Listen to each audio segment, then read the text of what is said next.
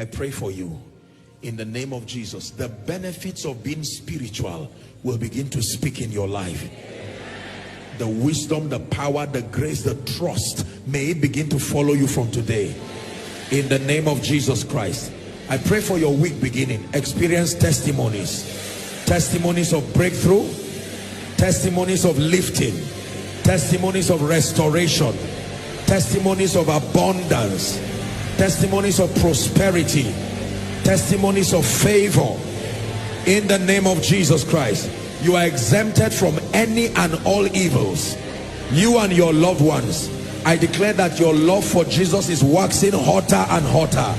The wisdom of the word is at work in your life. You enjoy the leadership of the Spirit this week.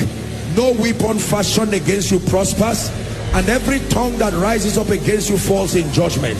I place a mark of favor upon you, a mark of victory upon you, a mark of honor upon you, a mark of lifting upon you.